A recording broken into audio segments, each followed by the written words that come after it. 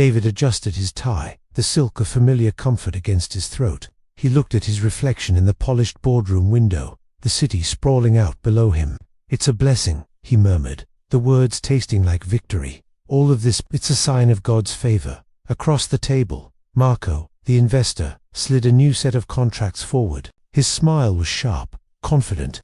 "David, my friend, this new venture, it's a goldmine. A few creative accounting measures, a slight bend in the regulations, and we'll both be swimming in profits." David hesitated for just a moment. He thought of his pastor, Elias, and his gentle warnings about the love of money.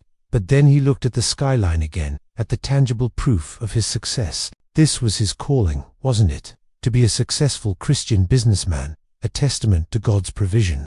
"God helps those who help themselves, right?" he said, more to himself than to Marco. He picked up the expensive pen and signed his name with a flourish. The deal was done. Another win. Another blessing. That night, sleep didn't come easy. When it finally did, it was a restless, churning darkness. Suddenly, he wasn't in his bed anymore. He was standing in a vast, empty space, a place that felt both ancient and eternal. A profound sense of judgment hung in the air. Before him stood a magnificent, heavenly figure, its form radiating a soft, silver light. The being's face was sorrowful, yet full of a love so deep it was almost painful to behold. "David," the figure's voice was not a sound, but a feeling that resonated in his very soul. "You have been given much." As the figure spoke, a vision appeared before David's eyes. He saw himself, younger, full of genuine faith, praying not for wealth, but for wisdom. He saw himself starting his business, promising to honor God in all his dealings. The memory was so pure, so bright. Then, the vision soured. He saw the small compromises, the white lies to clients, the corners cut to increase profit margins. He saw the conversation with Marco, the stroke of the pen that sealed today's deal. Each compromise was a small, dark stone dropped into a pool of clear water, sending ripples of distortion outwards. The heavenly figure gestured, and a beautiful, intricate crown materialized above David's head. It wasn't made of gold or jewels, but of pure, solidified light, woven with acts of kindness, integrity, and genuine worship. It was his heavenly reward, a crown of righteousness. David reached for it, his heart aching with a forgotten longing. But as he reached his other hand, the one that signed the contract, began to burn. He looked down and saw a pile of glittering gold coins materializing in his palm. They were heavy, so heavy. "This is your blessing, isn't it?" A new voice whispered, slick and familiar. It was Marco's voice, echoing in this sacred space. David looked at the crown, then at the coins. The allure of the gold was powerful, a tangible weight he understood. He chose the coins. He closed his fist around them. The moment he did, the crown of light above him flickered and vanished. A terrible, hollow emptiness filled its place.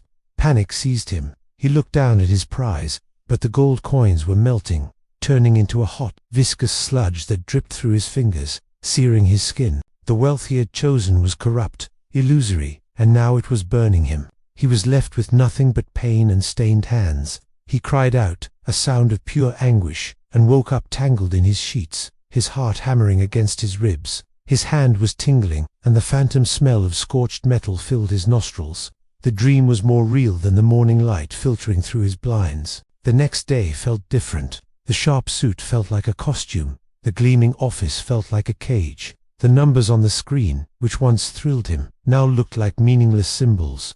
The weight of the melting coins was still a ghost in his palm. He couldn't shake the image of the disappearing crown. He picked up his phone, his fingers trembling slightly. He didn't call Marco. He called Pastor Elias. They met at a small, quiet coffee shop, away from the towering glass and steel of David's world. "Pastor," David began, his voice rough with emotion. I think I've been trading crowns for coins." He told him everything. The dream, the compromises, the gnawing feeling that his blessings were costing him something far more precious. Pastor Elias listened patiently, his gaze kind and understanding. He didn't condemn or lecture. When David finished, the old pastor placed a gentle hand on his arm.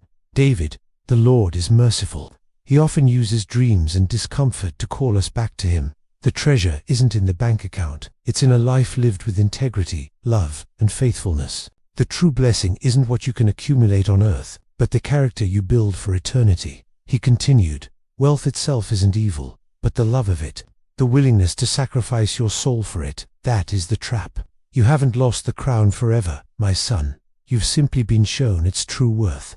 The journey back begins with a single step of repentance." David felt a profound sense of relief wash over him, like a cool rain on scorched ground. The path ahead would be difficult. Undoing the deal with Marco would have consequences. It would cost him money, reputation, maybe even his company. But for the first time in a long time, he knew what he had to do. The cost of earthly profit was nothing compared to the weight of an eternal crown. Leaving the coffee shop, David looked up at the sky. It was just a plain blue sky, but to him, it looked full of promise. He was done chasing the fleeting glimmer of gold. He was ready to start rebuilding his life on a foundation that wouldn't melt in his hands. He was ready to earn a crown that would last forever. What we gain in this life means nothing if it costs us our soul. It's a powerful reminder to check our hearts and ensure our ambitions are aligned with what truly matters for eternity. Thanks for watching. If this story resonated with you, please like, share, and subscribe for more content that explores faith in our modern world.